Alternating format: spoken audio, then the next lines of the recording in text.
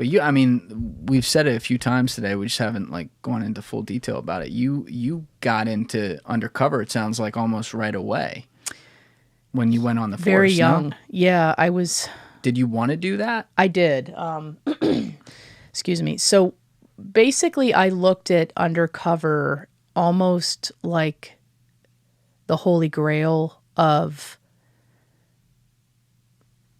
achievements.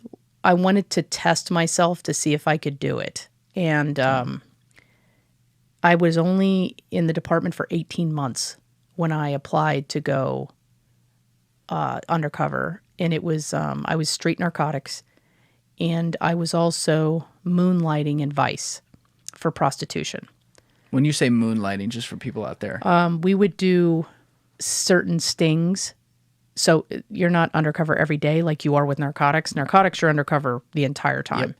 With Vice, it was particular stings, Craigslist stings, street prostitution stings, just various little things that they do periodically to try to curtail the supply and demand, which it's never going to go away. So that's a whole nother story within itself. So 18 months, I get into street narcotics. And it was a rude awakening. Again, you know, I was 23, 24 years old, very naive. Never had I done a drug before. I had never seen a drug other than marijuana before. So it was until, you know, I got into law enforcement the first 18 months. And then I'm like, okay, that's what a crack rock looks like. And, you know, that's what coke looks like and meth and all this stuff. But this was all new to me. That's not something they teach you in the academy. This is what coke looks like, you know? You could have literally put baking soda in front of me and told me it was coke, and I would have been like, okay. I had no fucking clue, right? Yeah. And now I can spot it from a fucking mile away. But at that time, it's like, whoa, you know? Yeah. I had no training. So when you get into street narcotics, my training was, hey, here's your new partner. Here's, you know, $300. Bye. You get the $300. You're supposed to come back with $300 of dope. Every day you get money. You come back with dope. So, I mean, how much training was there? That was it. That was it. That was it. I'm even surprised. I was expecting you to say there wasn't enough, but that there was none. Holy shit! So my first day, this guy's like, and I'm the only female too, right? Yeah. And everybody else in the unit is a white male. And I'm like, oh, fuck, this isn't going to go very well. No. Like, how the fuck are these guys buying anything? So he basically is like, listen, you can wear a wire, but if you get caught, you're probably going to get killed. Then he said, you can carry a gun, but if they find it, they're going to know you're a cop because it's a Glock and not a piece of shit off the street. So he goes, give you a piece of shit off the street? No, he goes, make your choice. So I was like, fuck it. I had no gun and no wire the entire time. Wow. That I was there. So then he says, you're going to have to come up with a persona. I'm like, what do you mean? He's like an actor. You're going to have to come up with a fucking persona. I was like, okay. I love how they're just like telling you this. That's like, it. Yeah. And I was like, get to it. Okay. And he's like, think about it and figure it out. He's like, you have to dress a certain way, talk a certain way, and act a certain way. And How I'm did like, you come up with this? What way is that? Like, I'm still trying to figure it out. Yeah. So we're riding around and I'm not saying anything. You know, I'm just riding with him and we pick up a CI, an informant. Confidential informant. Right. And he introduces me to a CI, and she was cool. Cool as hell. Older, I was 24 at the time. She was probably 40, black woman, never been in trouble, just wanted to get drugs off the street. So she was a CI because she lived in that rough area. The best kind of CI. She was right awesome. There. Yeah. Unfortunately, she was murdered. Oh, no. I think they found out that she was our CI eventually. But she was killed after I had already left. So I really liked her. And I never knew her real name, and she never knew mine. Like, you know, we all had fake licenses. We all had fake everything. We never knew each other's identity. But she would get us in to where we needed to be. And it took me probably a good 4 or 5 months to figure out what persona I wanted to take on, because I had to get like a lay of the land, and I needed to see like what is the typical household I'm going to, the street stuff. Like obviously I can't be black. I can't do that. So I need to figure out something that would allow me to blend. And so I kind of stole a little bit off of my prostitution stuff. And so you had done that first? Yeah. I was doing it. Yeah, I did that first, and then I did it kind of a little bit inside too while I was doing both. And then I did. But that's hard too. Like, you're not fucking just brutal. You don't know how to be a hooker. Like, it was actually, that's way easier than narcotics. I would believe that. All you got to do is stand there and look like a homeless person, and people will pay you money for sex. You still you still have to at least slightly look the part, depending on where you're doing it. And that's where I kind of got the idea. So when I was a prostitute, I would not shower for that day, and I would take this stuff that's called Blackout, and it comes in a bottle that looks like nail polish, and it blacks out your teeth. It paints them black. So I have perfect teeth from having braces. So I was like, well, that's a fucking tall tale sign. What hooker on the street has perfect teeth?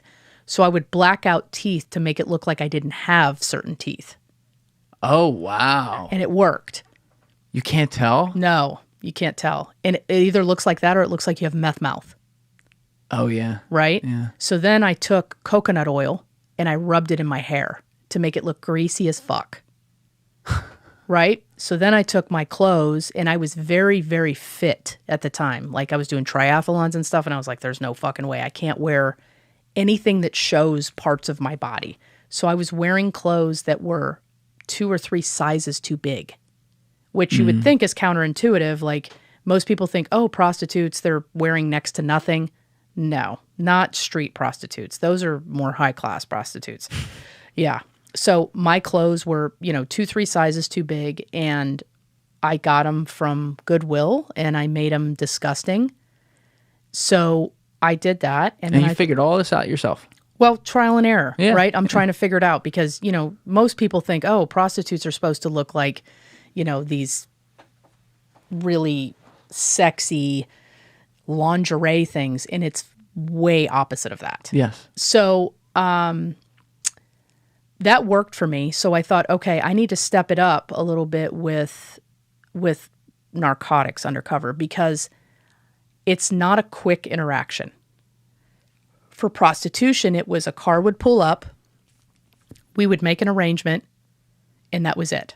And you pull out the badge and say police? No, I never did that. They come and the police come in. Yes. Got it. So all you have to do is make an agreement for a sexual act for anything of value. So it doesn't even have to be money. You could say, hey, I'm going to give you this coffee cup for a blowjob. That's it. You're going to jail for that. So the interactions in narcotics were way longer. You're making deals, you're making relationships with these people. I had to figure out something. So I have an aunt and an uncle that are mentally challenged, and I know how they talk. So what I did is I started to speak like them. And it worked. That's not easy to do, though. When you grow up with it, it is. Shit. Yeah. So I know how they talk. I know how they think. There's no math skills. There's no ability to write. So I was mentally challenged, and they all bought it. I never got made for a cop, because they looked at me like this homeless, mentally challenged person that was just a drug addict on the, going house to house. And you're really underselling. I understand it. Like, okay, you grew up around it, so you right. have a good feel. That is hard to do. It was at times, and I never heard that before. Yeah, I had to get creative. I mean, I'm a female and I'm white, so I had to get creative. And all of a sudden, I was buying dope like nobody's business, and these white guys were like, "What the fuck?" And I'm like, "That's the thing, is the guys thought all I have to do is grow my hair out and grow my face out, and I'm good to go." Well, fuck, that's not that. There's more to it than that. You've got to live it, and that's what I did. Is I lived it, but it started to fuck with me too. How so? It's hard to turn it on and off. Well, that was going to be my next question. Yeah. When you're doing this, maybe this would help clear it up. Are you doing it during the day or during a night, almost like a shift? Or could it be like you're literally living in a crack house for a week at a time? No. So it's a shift. It's like a 10, 12-hour shift. And you're going into crack houses and you're standing in line waiting to buy. And you're, you know, I watched other women that were drug addicts and their tics and things, so I could mimic the tics just like this. And they never bought it. I mean, I never got caught at all. Wow. Yeah, I was, you know, and my male counterparts had guns pulled on them. The dealers would force them to smoke crack to prove they weren't a cop. You never had to have that happen? I never did. They bought it. So, and I was lucky because it wasn't like, hey, I'm just going to be a mentally challenged person. It was, I have these two people in my family. I know how they speak. I know their mannerisms and I know how they act. And I would just do that. And then I added a drug addict component to it, like, you know, the tics and the things like that, and blacked out my teeth. And I was pretty immersed in it. Yo, guys, please hit that subscribe button and check out this clip's full podcast episode by clicking here or in the description below.